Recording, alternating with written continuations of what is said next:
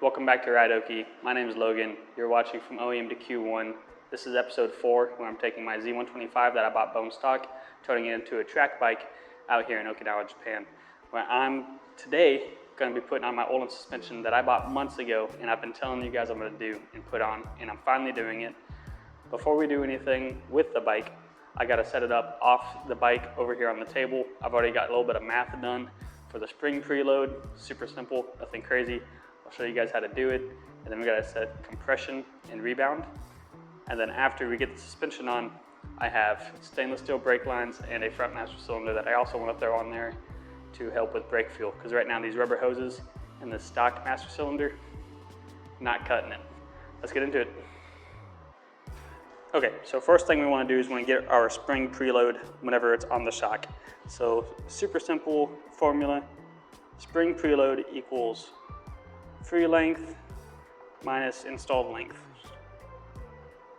All right, so we can get our free length right now by measuring it off the shock, and I get 13.6 centimeters or 136 millimeters.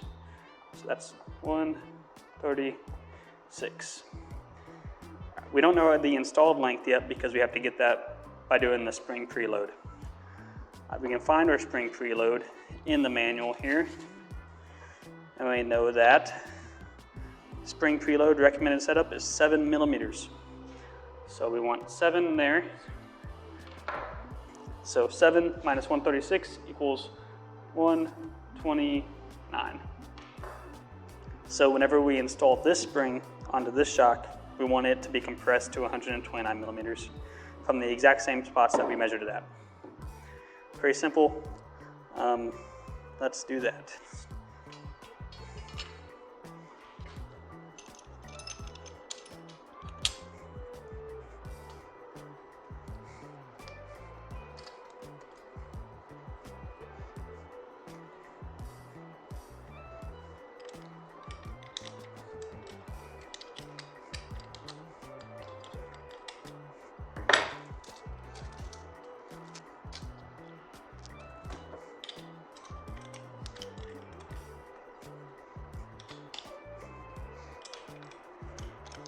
We are exactly at 12.9 centimeters or 129 millimeters, which is what we need. So next, scoot this one all the way down. Hold this one, bottom one tight. Get this top one snugged up onto that one. Next up was the compression adjuster. So this guy here, it says 14 clicks. In my manual here, it says that clockwise all the way until it stops is 0. So now I need to back it 14 clicks. So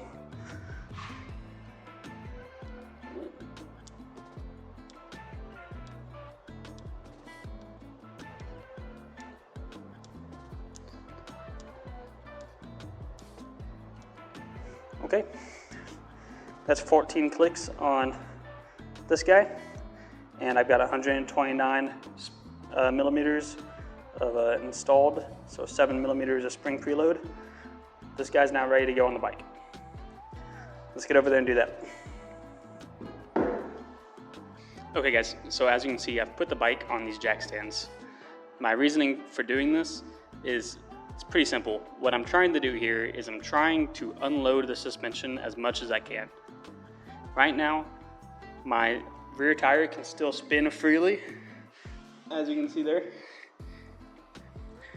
So what that means is no weight at all is going on this spring.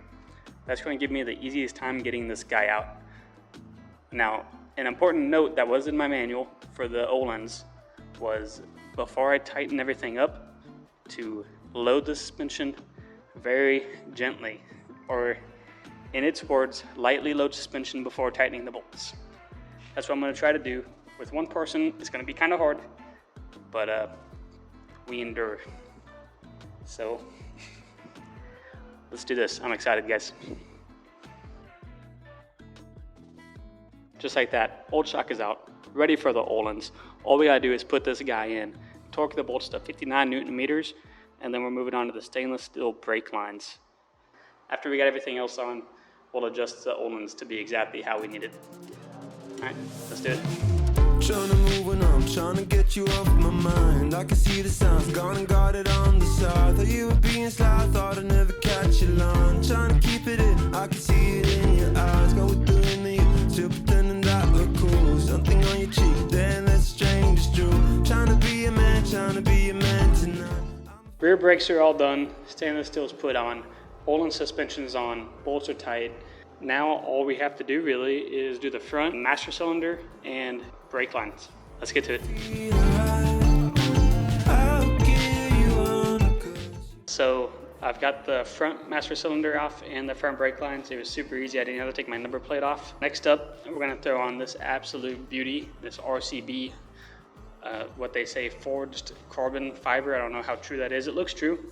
Holding brake lever, so hopefully I won't break it off like I did the stock one in my last race. This is a radial 14 millimeter piston.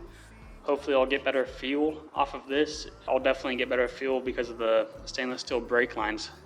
Hopefully this also helps out. The braking on this bike is just absolutely awful, or it was. So hopefully this elevates the game and makes it absolutely amazing. Let's get this guy on there.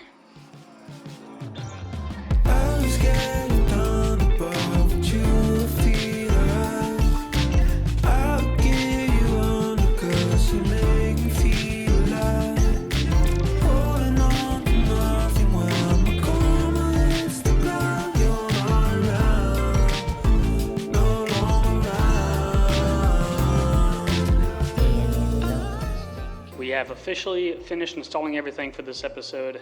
Now we just gotta put everything back together. And let me tell you, both of these brake installs have been the easiest I've ever done in my entire life. I guess experience does help a little bit, because I don't know if you can see it too well in the time lapse, but I'm doing a little bit of vacuum bleeding. So I'm getting a syringe, putting it on the bleed nipple here on the caliper, and holding a vacuum with this open after I've tried to compress it a few times. And that has been amazing. That worked so well. I've never had that work so well. It also could be because this is a 1 caliper system, and both my other bikes were, I believe, a 2 caliper system. I don't remember the SV650. I'm gonna go knock on some wood. That way this reinstall goes well, and I'll see you guys at the end whenever we are dialing in that rear suspension a little bit more. Walking closer to the edge than we really should. Why do we let our hearts back out there time and time again? Is it looking for my home and a happy end? That's pretty much all we can do here in my garage. The next steps of this is taking it to the track and getting that suspension dialed in. Obviously, the service manual for this bike doesn't have any preload settings, recommendations, anything like that, because the old shock, the one I'm using as a microphone right now, it has a notch style of suspension settings. So it has a 1, 2, 3, and 4, and that's it. So really I just have to take this into the track, get it dialed in for myself and my riding style, and get used to those brakes, and really hopefully knock the competition out for this next round.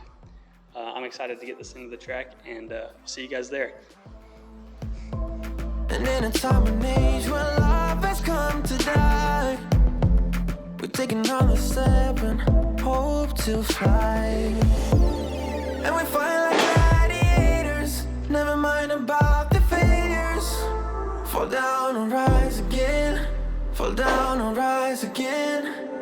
And we roll the dice, roll the dice. Still we roll the dice, yeah. Still we roll the dice.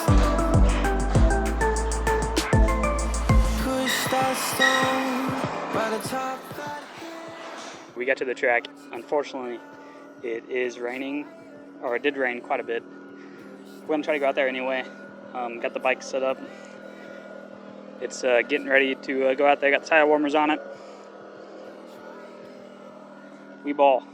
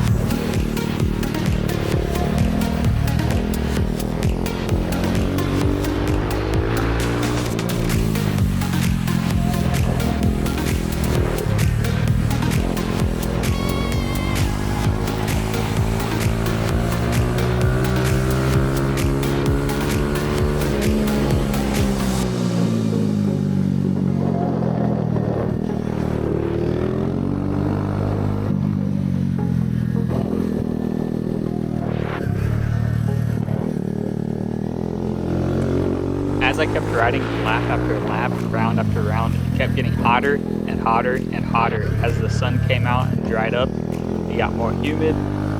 The track temperature became 51, eventually 52.5 degrees Celsius or 126.5 Fahrenheit.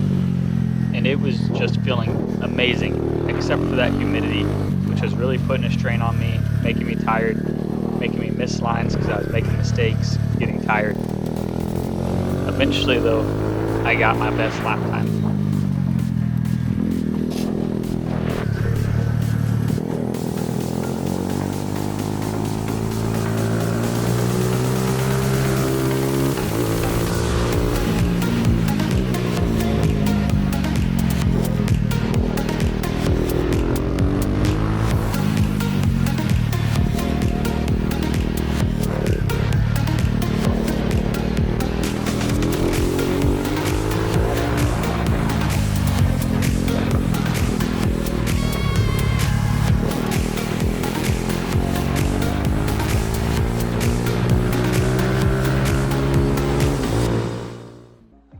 So I finished out with a total of 28.746. I'll show you my times right here, but I didn't really make any good major time improvements until I took it slow on the track, figured out my lines, and started using the rear brake when I was coming out of corners to just kind of let me get to full throttle without going super wide. That's where I think I saved most of my time on this. But yeah, that's going to do it for this video, guys. If you stayed and watched the entire thing, I really appreciate it. Like, subscribe, and stay tuned for episode 5, where I'm going to get faster and faster. See ya.